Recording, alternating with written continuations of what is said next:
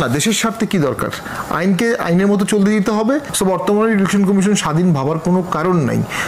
তো ফেইলরটা তো রাজনৈতিক ফেইলর, এটা আমাদের রাজনীতিবিদদেরই নিতে হবে। প্রশাসনকে দায় দিয়ে লাভ নেই। প্রশাসন কাদামাটির মতো। আজকে সেই সময় যারা দায়িত্ব পালন করেছে, আপনি বলছেন বর্তমান নির্বাচন কমিশন ফেয়ার হবে কিনা, বর্তমান নির্বাচন কমিশনে এই মবের বেড়ে যেতে পারবে না আপাত দৃষ্টিতে। এর মধ্যে তো হুমকি শিকার হচ্ছে। এবং আমরা দেখলাম যে আওয়ামী লীগের ব্যানের যে টেম্পোরারি অর্ডারটা কয়েক ঘন্টার মধ্যে নির্বাচন কমিশন টেম্পোরারি অর্ডারকে কিন্তু ইমপ্লিমেন্ট করে ফেলেছে। যদিও সৌদি সম্প্রতি ডক্টর ইউনূস স্যার বলেছেন যে ইলেকশন কমিশন চাইলে ব্যান করবে, ইলেকশন কমিশন চাইলে রাখবে। আসলে কথাটা হওয়া ছিল মব চাইলে ইলেকশন কমিশন রাখবে, মব না চাইলে ইলেকশন কমিশন রাখতে পারবে না। সো বর্তমানে ইলেকশন কমিশন স্বাধীন ভাবার কোনো কারণ নাই। যে দেশে মব থাকবে সে দেশে কেউ স্বাধীন না, সে দেশে কেউ দায়িত্ব পালন করতে পারবে না।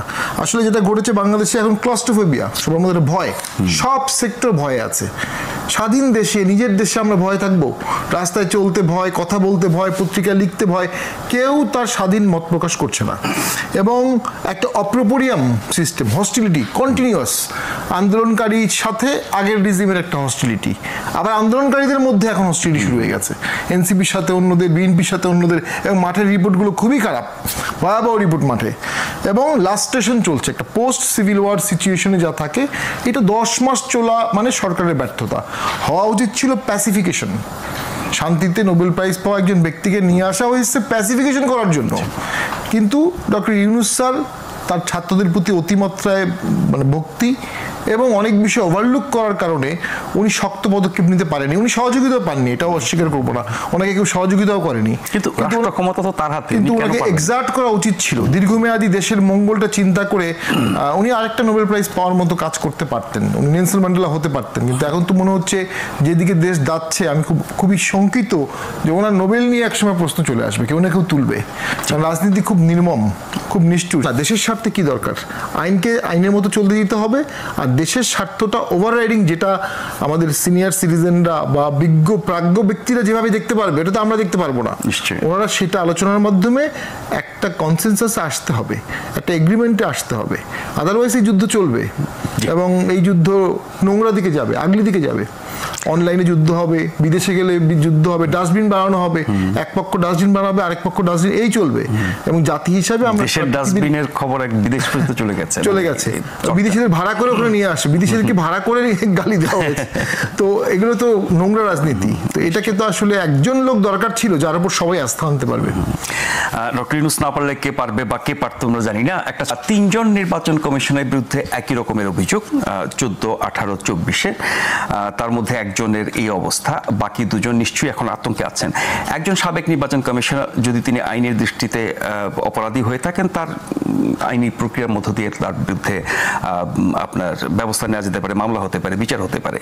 কে এম নুরুল যে অবস্থা শিকার হয়েছেন, বাকি 2 জন কোন অবস্থায় আছেন আমরা ঠিক জানি না। কিন্তু এরকম আরো অনেকের বিরুদ্ধে আমরা হরহামেশাই শুনি ফ্যাসিবাদের দোসর, যাকে তাকে ফ্যাসিবাদের দোসর। আপনি যদি একটু সমালোচনা করেন, উচিত কথা, সত্য কথা বলেন, ফ্যাসিবাদের দোসর। তো ফ্যাসিবাদের দোসর বানিয়ে তো আমরা সমাজের যে কোনো ব্যক্তিকে যে কোনো ক্ষেত্রে এরকম অবস্থা স্বীকার করতে পারি। সরকার বিবৃতি দিচ্ছে, সহ্য করা হবে না, মানা হবে না, আইনের শাসন ইত্যাদি ইত্যাদি, কিন্তু কোনো ব্যবস্থা এখন পর্যন্ত আমরা দেখছি না। এক্ষেত্রে আপনিও একটি রাজনৈতিক দলের প্রতিনিধিত্ব করেন, রাজনৈতিক দলগুলো সংস্কার নিয়ে খুব ব্যস্ত, কিন্তু এই বাস্তবতা নিয়ে কি কোনো কথা হয় আপনাদের এইসব সংস্কার আলোচনায়? হয়, দুটো বিষয় আমরা এখন খুবই জোরের সঙ্গে বলছি। পরিবর্তনের নামে অধঃপতন আমরা চাই নাই।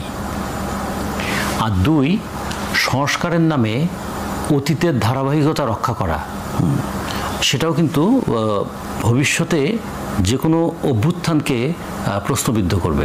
সংস্কার তো ভবিষ্যতের বিষয়, বর্তমান নিয়ে আপনারা আলোচনা। সেটাই বলছি যে এখন যে কাজটা হচ্ছে, ধরুন কি বিপুল প্রত্যাশা নিয়ে মানুষ রাস্তায় নেমেছিল না? সেই মানুষের প্রত্যাশাগুলোকে যারা এইভাবে ধ্বংস করে দিচ্ছেন, এরা শুধু তো নিজের ক্ষতি করছেন কিংবা সমাজের ক্ষতি করছেন এইভাবে ভাববো না। ভবিষ্যতেও যে কোনো অন্যায়ের প্রতিবাদ করার আগে মানুষ কিন্তু ভাববে যে আগেও এরকম হয়েছিল, ফলাফল তো এই দেখেছি। ফলে মানুষকে হতাশ করার কোনো অধিকার তো কারো নাই। এরা কিন্তু এইভাবে যদি বলি যে আগের যে নির্বাচন কমিশন তার উপর অর্পিত দায়িত্ব তিনি পালন করেননি বলে তাকে আমরা শাস্তির মুখোমুখি করতে চাই, তাহলে অভ্যুত্থানের পরে আমরা যারা আছি আমাদের উপর তো কিছু অর্পিত দায়িত্ব আছে। সে অর্পিত দায়িত্বটা কি? আগের মতো করে দেশ পরিচালনা করা। সে দায়িত্ব পালনের ব্যর্থতার জন্য ভবিষ্যতে আপনাদেরকে তো আমাদের অভিযুক্ত হতে হবে এবং মানুষ বলবে যে আপনারা কি পরিবর্তন করলেন ভাই, আপনাদের পরিবর্তনের জায়গায় তো অধঃপতন দেখলাম।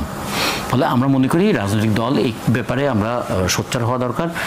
ক্ষমতা মানে জবাবদিহিতা, ক্ষমতা মানে কিন্তু লুটপাটের ক্ষমতা না, ক্ষমতা মানে কিন্তু কণ্ঠরোধের ক্ষমতা না, ক্ষমতা মানে কি অন্যকে সরিয়ে দেওয়ার ক্ষমতা না, ক্ষমতা মানে হচ্ছে জবাবদিহি, যে আমি যা করছি এটা আমার কাছে ঠিক মনে হলেও আপনার কাছে যদি ঠিক মনে না হয়, আপনি আমাকে প্রশ্ন করলে আমি তখন নিজেকে শুধরে নেব। এই শুধরে নেওয়ার ক্ষমতাটাও কিন্তু একটা ক্ষমতা। এই জন্য বলে ক্ষমতার সঙ্গে দায়িত্বটা ওতপ্রোতভাবে যুক্ত এবং এটার জন্য একটা গণতান্ত্রিক সংস্কৃতি লাগে। যদি এই ধরনের ঘটনা ঘটতে থাকে, মব সংস্কৃতি কিন্তু আসলে গণতান্ত্রিক সংস্কৃতির বিরুদ্ধে, এবং এটা যদি চলতে থাকে তাহলে যারা বাংলাদেশে গণতন্ত্র প্রতিষ্ঠা করতে চান তাদের সতর্ক হয়ে যাওয়া উচিত। এর মধ্য দিয়ে গণতন্ত্র প্রতিষ্ঠা হবে না, বরং এর মধ্য দিয়ে চোখের পরিবর্তে চোখ, এই নীতিটাই প্রতিষ্ঠিত হবে। একসময় গান্ধী বলেছিলেন না যে চোখের পরিবর্তে চোখ, চোখের বদলা চোখ। এটা শুনতে খুব ভালো লাগে, কিন্তু এইটাকে যদি কেউ চর্চা করতে চায় তাহলে পৃথিবীটা একদিন অন্ধের পৃথিবীতে পরিণত হবে, কারণ প্রত্যেকে তো প্রত্যেকের চোখ তুলে নেবে। তা আমরা কি চোখ তুলে নেওয়ার সেই জায়গায় আছি, নাকি চোখ খুলে দেখতে চাই যে কাজ আগের শাসনামলে অন্যায় ছিল সেই কাজ যদি এই শাসনে হয় তাকেও যদি অন্যায় বলতে পারি তখন বুঝতে হবে যে আমার ভিতরে গণতান্ত্রিক চেতনা আছে। আর যদি যে কাজ আগের সরকারের আমলে হয়েছিল সেই কাজ আমার সময় হলে আমি এটাকে জাস্টিফাই করি, তাহলে বুঝতে হবে সেই স্বৈরাচারের ভূত তো আমার মধ্যেই আছে। ফলে দোষর যদি বলতে হয় তাহলে তারাই তো হচ্ছে সত্যিকারের দোষর, যারা আগের মতো করে এই দেশটা পরিচালনা করতে চায়। ফলে আমার মনে হয় এই বিতর্কগুলো থাকা উচিত। একটা আতঙ্কের পরিবেশ তৈরি হয়েছে, একটা ভয়ের সংস্কৃতি আবার তৈরি হয়েছে। আগে ছিল প্রশাসনিক ভয়, একটা নিয়ন্ত্রিত স্বৈরাচার, এখন হচ্ছে অনিয়ন্ত্রিত স্বেচ্ছাচার। তাহলে এই দুটোই কিন্তু গণতন্ত্রের জন্য ভয়ানক বিপদ। আমরা এই দুটোর বিরুদ্ধেই জনগণকে দাঁড়ানো যেমন আহ্বান জানাই, পাশাপাশি এটাও মনে করি যে এই যে মানুষের মধ্যে কান পাতলে কিন্তু শোনা যায় দুই ধরনের হাহাকার। এক ধরনের হাহাকার হচ্ছে আমার চাকরি ব্যবস্থাটা কি হবে, জীবনযাপনটা ভালো হবে কি না, এগুলো নিয়ে যেমন একটা অর্থনৈতিক ক্ষেত্রে তার একটা হাহাকার আছে। আর্ট আছে, আমার মেয়েটার স্বাধীনভাবে পথ চলতে পারছে তো, আমি বাইরে যে কোনো সময় 10 জন মানুষ এক জায়গায় একত্রিত হয়ে হঠাৎ করে একটা কথা তুলে আমি তার অনুভূতিতে আঘাত করেছি এই কথা বলে আমাকে যে ওখানে হেনস্থা করবে না, এবং হেনস্থা করলে আমি যে কোনো প্রতিকার পাবো কি না, এই জায়গায় তো মানুষ পড়ে আছে না। এখন 10-15 জন মানুষ একসাথে হলেই কিন্তু যে কোনো একটা মানুষের, আপনার 40 বছরের সাংবাদিকতার যে ইতিহাস, আমি 40 সেকেন্ডে সেটাকে কালিমালিপ্ত করে দিতে পারি। তাহলে কি দাঁড়ায়? কোনো মানুষের কোনো সংগ্রাম, কোনো অর্জন, কোনো কষ্টকর অতীত অভিজ্ঞতা সব কি এই মবের কাছে বিলীন হয়ে যাবে? এই যারা এগুলো থামাচ্ছে না তারা নিজেরও কি অবস্থা শিকার হতে পারে না কোনো এক সময়? হতে পারে না, মানে কি তারা হওয়ার দ্বার প্রান্তে আছে। ঠিক যেমন করে 24-এর 5ই আগস্টের আগে কিংবা 16ই জুলাইয়ের আগে অনেকে অনেক কিছু ভাবে নাই যেটা 5ই আগস্টের পরে হয়েছে, ঠিক এখনও যদি অনেকে মনে করেন যে যা যা তারা করছেন এটা তারা আজীবন করতে পারবেন, তাহলে কিন্তু তারাও ওই একই ভুল করবেন। ইতিহাসের সবচেয়ে নির্মম শিক্ষা তো এটা, যেটা স্বামী বলেছেন যে ইতিহাস খুব নির্মম, রাজনীতিও বড় নিষ্ঠুর। এটা ঠিক, কিন্তু নির্মমতা এবং নিষ্ঠুরতার মধ্যে কিন্তু আর একটা জিনিস আছে, সেটা কি, যে সে কাউকে ছাড় দেয় না। আজকে হয়তো ব্যক্তি নিহত হতে পারে, কিন্তু যে পদ্ধতিটা তৈরি হবে সেটা ভবিষ্যতে আরও অনেক ব্যক্তিকে প্রভাবিত করবে, অনেক ব্যক্তির জীবনকে অতিষ্ঠ করে তুলবে। ফলে যারা অভ্যুত্থানের চেতনাকে ধারণ করেন বলছেন, অভ্যুত্থানের চেতনার সঙ্গে মব সংস্কৃতির চেতনা যায় না, এইটা তাদের বোঝা। অভ্যুত্থানের চেতনা অনেক ভারী কথা, আমরা 71-এর চেতনা নিয়ে অনেক কথা শুনেছি। অভ্যুত্থানের চেতনার প্রতিফলন আমরা 10 মাসে কি দেখলাম? 3টা জায়গায় আমরা দেখেছি। একটা জায়গায় আমরা দেখেছি যে আমাদের সাধারণ মানুষ আশায় বুক বেঁধেছিল এবং তারা এই কারণে দ্রব্যমূল্যের ঊর্ধ্বগতি হোক, অনেক কিছু হোক, তারপর তারা চুপ করে আছে। তারা মনে করছে যে ঠিক আছে, একটা সরকার গিয়েছে আর একটা সরকার এসেছে, দেখি না কি করে। তো মানুষ অন্তত একটু সহ্য করতে শিখেছে। আগে কিন্তু এটা কিন্তু দলীয় সরকার আসলে পরের দিনই রাস্তায় মিছিল নেমে যেত।